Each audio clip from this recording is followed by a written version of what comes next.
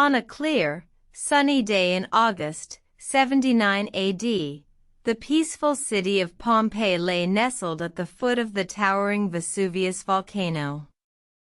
Unassuming and vibrant, it was a thriving hub of Roman life, teeming with citizens going about their daily routines. The townsfolk, oblivious to the impending catastrophe, continued their lives as usual.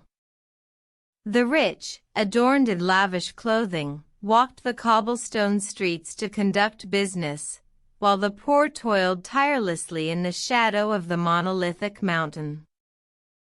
However, beneath the surface, the once dormant Vesuvius began to stir. Unbeknownst to the inhabitants, the mountain's slumber had been broken.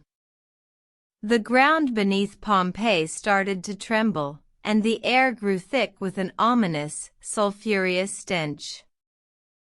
The townsfolk, initially dismissing the tremors as mere earthquakes, continued their daily activities.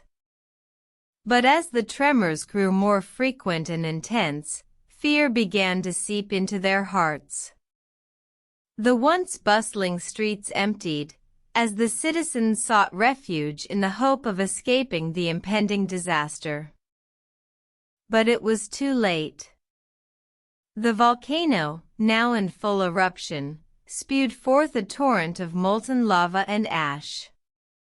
The once clear sky turned a sickly shade of red, and a deafening roar filled the air. The city that had once stood proud was now engulfed in a sea of fire and ash. The citizens of Pompeii had no time to escape. They were suffocated by the dense ash, buried alive under the relentless onslaught. The once vibrant city was reduced to a silent, lifeless tomb, its streets and buildings petrified under a layer of volcanic ash. The eruption of Vesuvius, a catastrophic event, marked the end of Pompeii as it was known. Yet, it also preserved the city in a state of stasis, allowing us a unique glimpse into the daily lives of its inhabitants nearly 2,000 years later.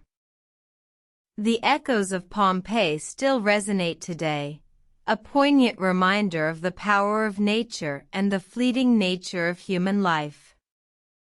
The city, now a UNESCO World Heritage Site, stands as a testament to a time long past, a city frozen in time by the wrath of Vesuvius.